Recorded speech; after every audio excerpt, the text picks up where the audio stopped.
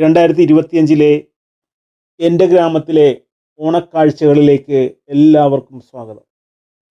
ഓണം മലയാളിയുടെ ഗ്രഹാതുര ഓർമ്മകളാണ് നൽകുന്നത്. ഈ ഓണക്കാലത്ത് മലയാളികളുടെ പ്രിയതാരമായ ശ്രീ ജയറാം, അദ്ദേഹം ഓൾ ഇന്ത്യ റേഡിയോയ്ക്ക് നൽകിയ ഒരു അഭിമുഖത്തിൽ പറഞ്ഞത്, ഓണം കർഷകൻ്റെ അധ്വാനത്തിൻ്റെയും സന്തോഷത്തിൻ്റെയും ഉത്സവമാണ് എന്നാണ്. ഓണം ഇന്ന് ഗ്രാമങ്ങളിലില്ല, വ്യാപാര കേന്ദ്രങ്ങളിലും നഗരഹൃദയങ്ങളിലുമായി ഓണം കേന്ദ്രീകരിക്കപ്പെട്ടിരിക്കുന്നു. ബോണസും അഡ്വാൻസുമായി ജനങ്ങളിൽ എത്തിച്ചേരുന്ന തുക ഉപയോഗിച്ച് കച്ചവടം പൊടിപൊടിക്കാനുള്ള അവസരവും മത്സരവുമാണ് എങ്ങും കാണാൻ കഴിയുന്നത്. സാമ്പത്തിക ക്രയവിക്രയത്തിൻ്റെ വ്യാപാര ഉത്സവമായി ഓണം പരിവർത്തനപ്പെട്ടിരിക്കുന്നു. ഓണത്തിന് പൂക്കളമിടുവാൻ ഉപയോഗിച്ച നാടൻ പൂക്കളായ തുമ്പപ്പൂവും ചെമ്പരുത്തിയും മുക്കുറ്റിയെയും മലയാളി മറന്ന്. കൂട്ടത്തിൽ പറഞ്ഞോട്ടെ, എൻ്റെ കുട്ടിക്കാലത്ത് അത്തം മുതൽ 9 ദിവസവും പൂക്കളമിടും. ആദ്യ ദിവസം ഒരു തരം പൂവും, രണ്ടാം ദിവസം 2 തരം പൂവും, അങ്ങനെ ഉത്രാട നാളിൽ 9 തരം പൂക്കൾ ഉപയോഗിച്ച് പൂക്കളമിടുകയാണ് പതിവ്. ഉത്രാട നാളിൽ വൈകുന്നേരവും പൂക്കളമിടുന്ന പതിവുണ്ടായിരുന്നു. തിരുവോണ നാളിൽ പൂക്കൾക്ക് പകരം 10 തരം നിറങ്ങളിലെ പൊടികൾ ഉപയോഗിച്ചാണ് കളമിട്ടിരുന്നത്. ആ കാലത്ത് കടകളിൽ അത്തരം കളർ പൊടികൾ ലഭ്യമായിരുന്നു. ഓണം കൃഷിയുടെ വിളവെടുപ്പുമായി ബന്ധപ്പെടുത്തിയുള്ള ഒരു ആഘോഷമാണ്. എന്നാൽ നമ്മുടെ നാട്ടിൽ ഓണക്കാലത്ത് ആകെ ലഭിച്ചിരുന്നത് നെൽകൃഷിയോടൊപ്പം പാടവരമ്പുകളിലും പറമ്പുകളിലും കൃഷി ചെയ്തു വന്നിരുന്ന അച്ചിങ്ങാപ്പയറും വെണ്ടയും പീച്ചിലും വെള്ളരിയും എന്നു തുടങ്ങിയുള്ള കുറച്ച് പച്ചക്കറികൾ മാത്രമാണ്. നമ്മൾ ഓണം ആഘോഷിക്കുന്നുണ്ടെങ്കിലും കേരളത്തിലെ വിളവെടുപ്പുമായി ഓണാഘോഷത്തിന് ബന്ധമൊന്നുമില്ല. കേരളത്തിലെ ഓണം ഒരു വ്യാപാര ഉത്സവമാണ്. കാണം വിറ്റും ഓണമുണ്ണണം എന്നൊരു ചൊല്ല് തന്നെ മലയാളത്തിലുണ്ട്. കോരിച്ചൊരിയുന്ന മഴയും പ്രതികൂല കാലാവസ്ഥയുമുള്ള കർക്കിടക മാസത്തിന് ശേഷം മാനം തെളിയുന്ന ചിങ്ങമാസത്തിലാണ് പണ്ട് വിദേശ കപ്പലുകൾ സുഗന്ധദ്രവ്യ വ്യാപാരത്തിനായി അടുത്തിരുന്നത്. അങ്ങനെ സ്വർണം കൊണ്ടുവരുന്ന ഈ മാസത്തെ പൊന്നിൻ ചിങ്ങമാസമെന്നും ഓണത്തെ പൊന്നോണമെന്നും വിളിക്കാനുള്ള കാരണം അതാണ്. ഓണം ഇന്ന് കേരളത്തിന്റെ ദേശീയ ഉത്സവവും സാംസ്കാരിക ഉത്സവവുമായി കണക്കാക്കപ്പെടുന്നു. CE 1961 പട്ടം താണുപിള്ളയുടെ നേതൃത്വത്തിലുള്ള സർക്കാർ ഔദ്യോഗികമായി ഓണം കേരളത്തിന്റെ ദേശീയ ഉത്സവമായി പ്രഖ്യാപിച്ചു. 61 മുതൽ തന്നെ സർക്കാരിന്റെ ആഭിമുഖ്യത്തിൽ ഓണം കേരളത്തിന്റെ പൊതു ആഘോഷമായി മാറിയിരുന്നു. പൂക്കളമിടുക, പുതുവസ്ത്രങ്ങൾ അണിയുക, ഊഞ്ഞാലാടുക, ബന്ധുക്കളെയും സുഹൃത്തുക്കളെയും സന്ദർശിക്കുക, വിഭവസമൃദ്ധമായ സദ്യ ഒരുക്കുക, എല്ലാവരും ഒരുമിച്ച് സദ്യ കഴിക്കുക, കാഴ്ചക്കുല സമർപ്പണം, കൂടാതെ പ്രാദേശികമായി ധാരാളം കായിക മത്സരങ്ങളും വിനോദങ്ങളും ഓണവുമായി ബന്ധപ്പെട്ട് നടക്കാറുണ്ട്. കൈകൊട്ടിക്കളി, ഇതിന് ഞങ്ങളുടെ പ്രദേശത്ത് പണ്ട് വട്ടക്കളി എന്ന പേരിലാണ് അറിയപ്പെട്ടിരുന്നത്. ഓണപ്പാട്ടുകൾ, വടംവലി, സുന്ദരിക്ക് പൊട്ടുകുത്ത്, ഉറിയടി എന്നു തുടങ്ങിയ പലതരത്തിലുള്ള കളികൾ, മത്സരങ്ങൾ ഓണക്കാലത്ത് നടത്താറുണ്ടായിരുന്നു. നിത്യജീവിതത്തിലെ മാനസിക സമ്മർദ്ദം അകറ്റാനും മനുഷ്യർ തമ്മിലുള്ള ഐക്യം ഊട്ടിയുറപ്പിക്കാനും ഇത്തരം പല ആഘോഷങ്ങളും ഒരു പരിധിവരെ സഹായകരമാകുന്നു. എന്നാൽ ഇപ്പോൾ നാട്ടിൻപുറങ്ങളിൽ ഓണാഘോഷങ്ങൾ തീരെയില്ല. പലരും മറ്റു സംസ്ഥാനങ്ങളിലേക്കും മറ്റും ടൂർ പോകുന്ന അവധി ദിനമായി ഓണം മാറിയിരിക്കുന്നു. ഇത്തരം സാഹചര്യത്തിൽ ഗ്രാമത്തിലെ ചെറുപ്പക്കാരികളും കുട്ടികളും ചേർന്ന് ഗ്രാമത്തിലെ ഓണം തിരിച്ചു പിടിക്കാനുള്ള ഒരു വലിയ ശ്രമത്തിന്റെ ഭാഗമാണ് ഈ ചെറിയ ഓണാഘോഷങ്ങൾ. തുടർച്ചയായ മഴ കാരണം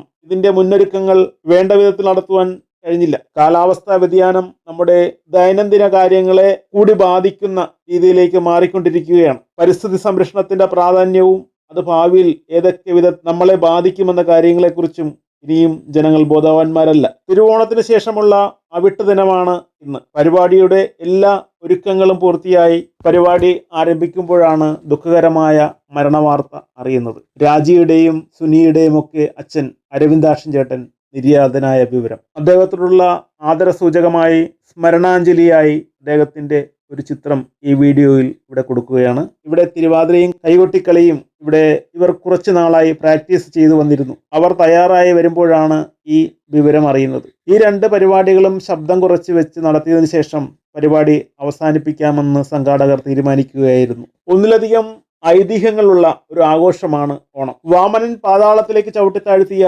മഹാബലി ആണ്ടിലൊരിക്കൽ നാട് കാണാൻ വരുന്നതിന്റെ ഓർമ്മയാണ് ഓണമെന്ന് കരുതപ്പെടുന്നു. വാമനൻ മഹാവിഷ്ണുവിന്റെ അവതാരമായിരുന്നു എന്നാണ് പുരാണം. എന്നാൽ അദ്ദേഹം ചവിട്ടിത്താഴ്ത്തിയ മഹാബലി ആരായിരുന്നു? 3 ലോകവും അടക്കി വാണിരുന്ന ഒരു അസുര ചക്രവർത്തിയായിരുന്നു അദ്ദേഹമെന്നാണ് പറയുന്നത്. അത് ശരിയാണെങ്കിൽ ആണ്ടിലൊരിക്കൽ മഹാബലി എന്തിന് കേരളത്തിൽ മാത്രം വരുന്നു? ലോകത്തെ മുഴുവൻ അടക്കി ഭരിച്ചിരുന്ന ആ രാജാവിന്റെ പ്രജകളായിരുന്നല്ലോ ലോകർ മുഴുവനും. മറ്റെങ്ങും അദ്ദേഹത്തിന്റെ നാട് കാണലിന് താല്പര്യം പ്രകടിപ്പിക്കാത്തപ്പോൾ കേരളീയർ മാത്രം എന്തിനാണ് അത് ആഘോഷമായി കൊണ്ടാടുന്നത്?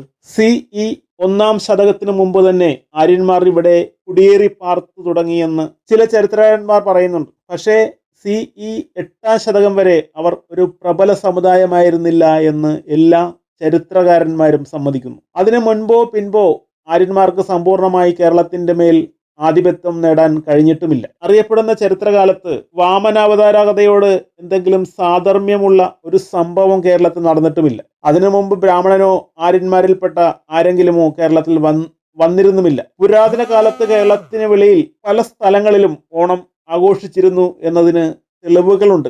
CE 9-ാം ശതകത്തിൽ ജീവിച്ചിരുന്ന പെരിയാഴ്വരുടെ പല്ലാണ്ടിലും പതികങ്ങളും അക്കാലത്ത് തമിഴ്നാട്ടിൽ നടത്തിയിരുന്ന ഓണാഘോഷങ്ങളെക്കുറിച്ചുള്ള പരാമർശങ്ങൾ കാണാം. CE 5-ാം ശതകത്തിൽ എഴുതപ്പെട്ട മധുരൈ കാഞ്ചി എന്ന ചെന്തമിഴ് ഗ്രന്ഥത്തിൽ നെടുഞ്ചേഴിയൻ എന്ന പാണ്ഡ്യരാജാവിന്റെ കാലത്ത് മധുരയിൽ നടത്തിയ ഓണാഘോഷത്തിന്റെ വിവരണമുണ്ട്. ആന്ധ്രയിലെ തിരുപ്പതി ക്ഷേത്രത്തിലും തിരുവോണത്തിന് ഉത്സവം നടത്തി വന്നിരുന്നു. കുടകിലും കാനറയിലും നടന്നു വന്നിരുന്ന ഓണാഘോഷങ്ങളുടെ ചരിത്രവും ലഭ്യമാണ്. മാവേലി കേരളത്തിലെ ഒരു രാജാവായിരുന്നു എങ്കിൽ ആന്ധ്രയിലോ മൈസൂരിലോ തമിഴ്നാട്ടിലോ ഉള്ളവർ ഓണം ആഘോഷിക്കുമായിരുന്നില്ല. ദ്രാവിഡ ഭാഷ സംസാരിക്കുന്ന തെക്കേ ഇന്ത്യക്കാർ മുഴുവൻ ദേശീയ ഉത്സവമായിട്ടാണ് ഒരു കാലത്ത് ഓണം ആഘോഷിച്ചിരുന്നത്. ഇപ്പോൾ ദ്രാവിഡരെന്ന് നാം പറയുന്നവരിൽ ബഹുഭൂരിപക്ഷവും മധ്യധരണ്യാഴി പ്രദേശത്ത് നിന്ന് മെഡിറ്ററേനിയൻ മേഖലയിൽ നിന്ന് ഇങ്ങോട്ട് കുടിയേറി പാർത്തവരാണെന്ന് നരവർഗ ശാസ്ത്രജ്ഞന്മാർ അഭിപ്രായപ്പെടുന്നു. കുടിയേറ്റത്തോടൊപ്പം അതാത് നാട്ടിൽ നിലനിന്നിരുന്ന വിശ്വാസങ്ങളും കൂടിക്കൊണ്ടുപോകുക പതിവാണ്. കാലങ്ങൾ കഴിയുമ്പോൾ പഴയ സ്ഥലങ്ങളെ പറ്റിയുള്ള ഓർമ്മകൾ മാഞ്ഞുപോകും. തലമുറകളെ സ്വാധീനിച്ചിട്ടുള്ള കഥകൾ മാത്രം പുതിയ ഭാവത്തിലും രൂപത്തിലും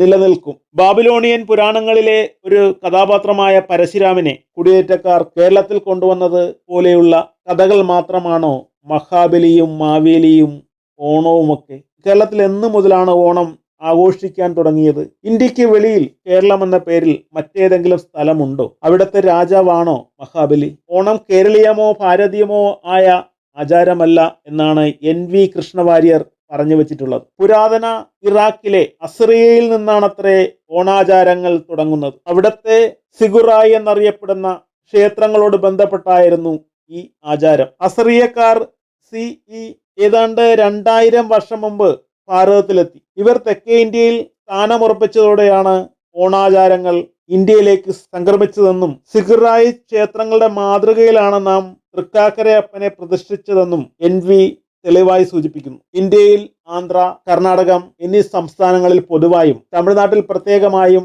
ഓണാഘോഷം നിലവിലിരുന്നു. തിരുപ്പതിയിലെയും തൃക്കാക്കരയിലെയും പേരിന്റെ സാദൃശ്യം, മധുരയിലെ ഓണാഘോഷത്തിനിടയ്ക്കുള്ള ഓണത്തല്ലിനെ അനുസ്മരിപ്പിക്കുന്ന ചേരിപ്പോര്, അത്തച്ചമയത്തെയും ഓണക്കൊടിയെയും അനുസ്മരിക്കുന്ന മറ്റു ചടങ്ങുകളും അദ്ദേഹം ചൂണ്ടിക്കാണിക്കുന്നു.